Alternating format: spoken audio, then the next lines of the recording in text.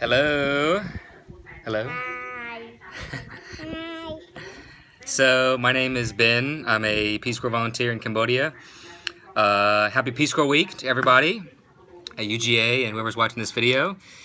And everybody go vote this week too. Hopefully everybody's gonna go out and vote in the primary today, Super Tuesday today. Anyway, so this video I am making for Aaron about expectations, trying to keep it short and professional.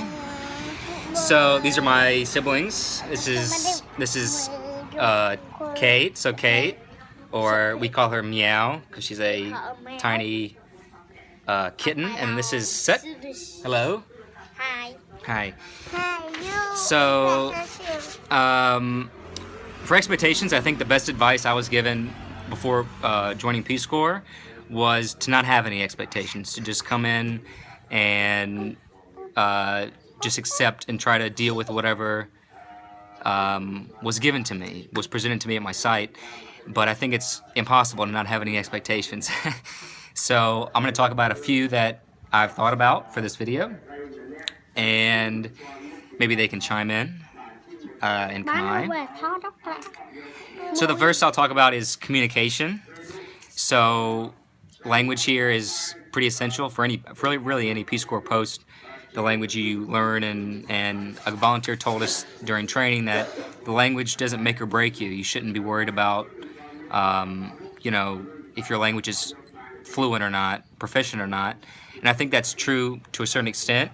But you should also, as a volunteer, I think I didn't expect to have the frustrations that I have on a day-to-day basis, and how I have to consistently refocus and just be calm and try to just be okay with not understanding, or trying to just go along with a conversation when I have no idea what's going on, and having that just come and go.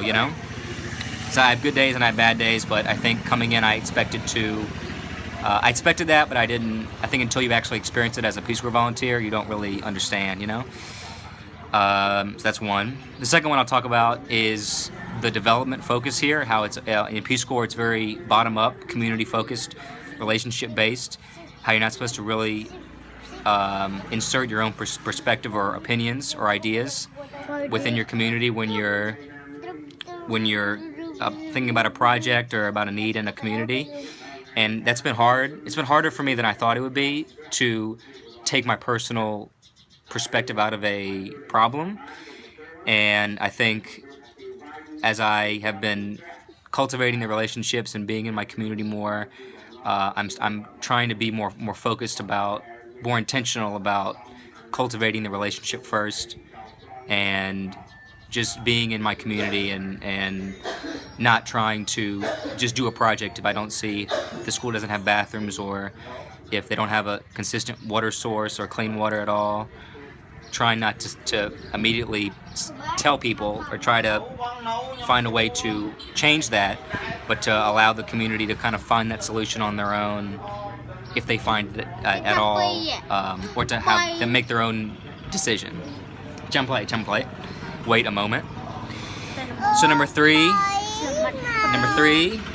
Hold on, champlay. Question. The third one is about independence and just responsibility and accountability. How much not free time. I think every volunteer has a lot of free time. Just how self-motivated you have to be as a volunteer, and how I find myself a lot of days debating on taking a nap or hanging out with these kids, right? These awesome kids who I love. I feel like they're my kids at this stage, for better or for worse, right? Some champlay. But I think a lot of times I find myself, I wasn't expecting having to deal with this is turning into not more distracting than I thought it would be. Champlay. Hold on. Okay, so quickly I'll just say that I didn't expect to have to deal with personal fears every day and having to just tell myself to go out in my community and deal with the free time, make myself busy if I want to be, or if I'm not motivated one day, that's okay. I wasn't expecting to be so accountable and so have to be so self-motivated to make the best use of my free time and not just sit in my room. I heard about it, but it's one of those things you don't really understand until you are doing it. And the fourth, hello, this is my bong pro. Sim, hello. ឃើញ hello ឃើញ